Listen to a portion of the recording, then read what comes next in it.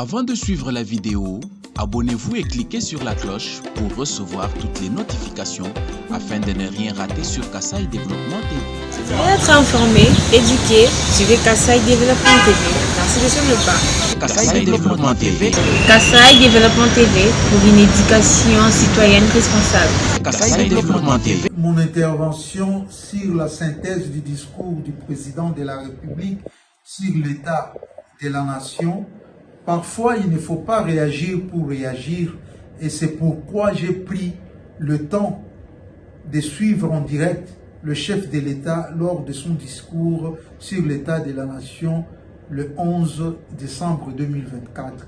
J'ai suivi différentes réactions dans l'opinion et les camps politiques.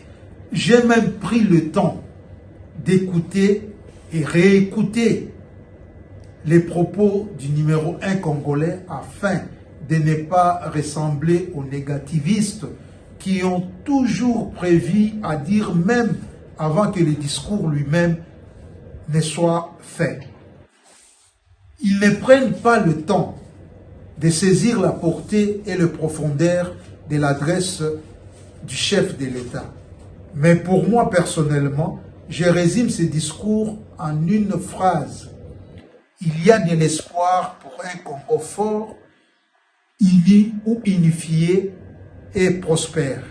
En fait, le président Félix Antoine Tshisekedi Tshilombo a fait le bilan des actions menées par lui à travers le gouvernement dans le cadre de ces 6 engagements pris devant le peuple lors de sa prestation de serment le 20 janvier 2024.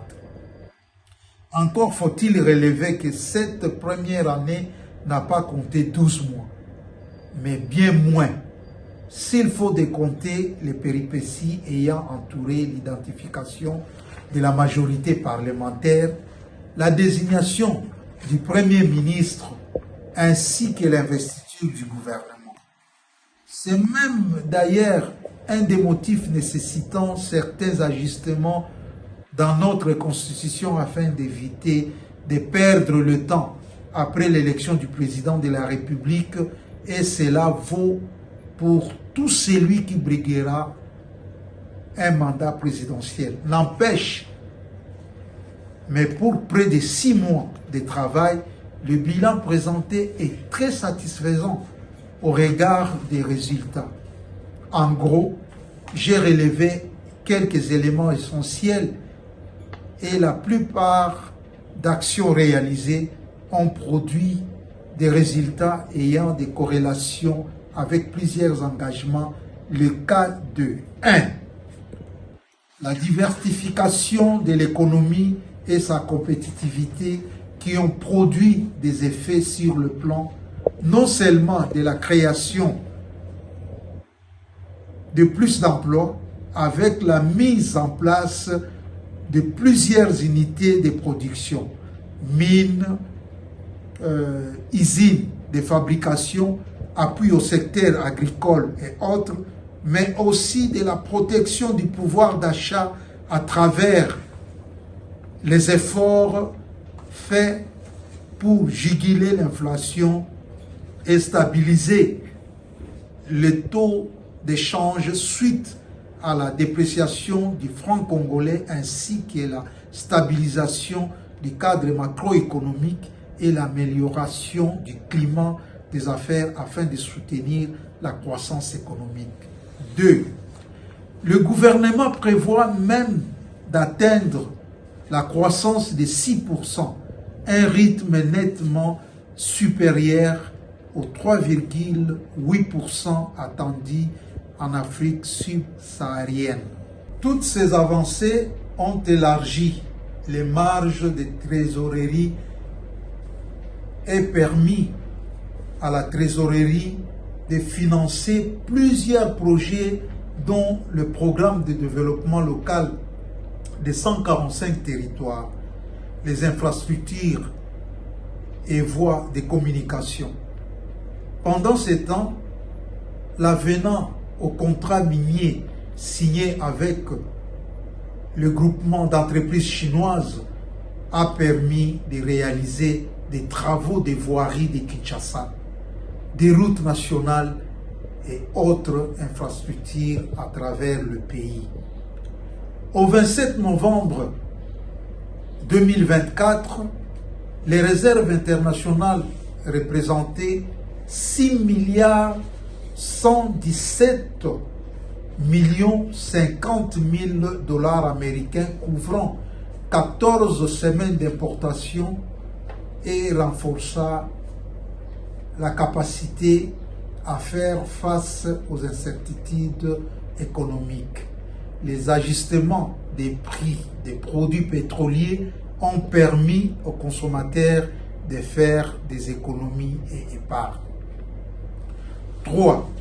Pour répondre à l'engagement d'assurer l'accès aux services de base, à l'enseignement, à la santé et à l'électricité pour tous, on est à une étape cruciale vers l'amélioration des vies et des ressources essentielles. Le président de la République a souligné la construction et le renforcement des barrages hydroélectriques et de la production de la SNEL SA.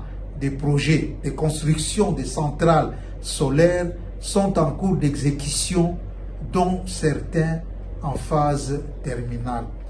Quant à la fourniture de l'eau 2024 est porteur de résultats significatifs à Kinshasa, Lubumbashi et Matadi. Sur le plan sanitaire, sous fonds propres ainsi qu'avec l'appui des partenaires, la couverture santé universelle est dans la continuité avec extension programmée dans 15 provinces. Plus d'1 million de femmes ont été prises en charge, ainsi que 454 000 enfants malnutris.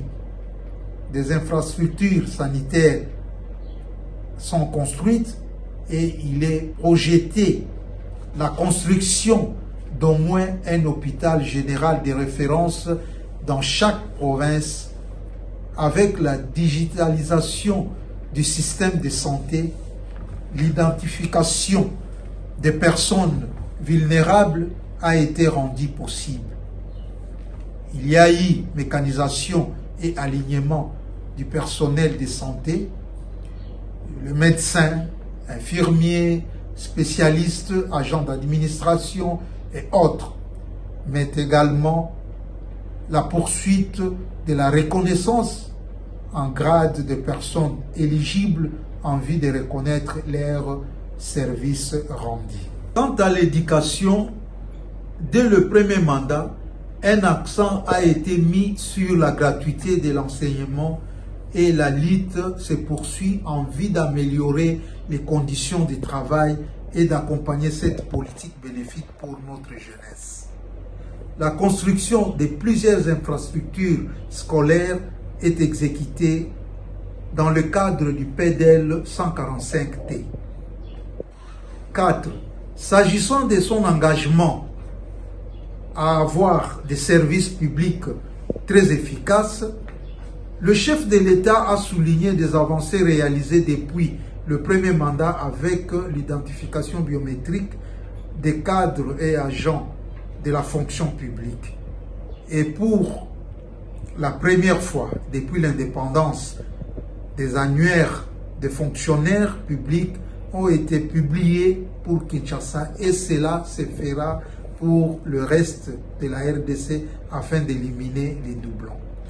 Dans ce secteur, on note la mise à la retraite des éligibles, l'alignement des non mécanisés, soit plus de 171 000 intégrés à la paye, l'amélioration progressive des salaires et la poursuite de la lutte visant à bannir les disparités salariales en uniformisant les salaires partout. 5. Enfin, pour atteindre la sécurité pour tous, le commandant suprême des forces armées de la RDC a salué l'engagement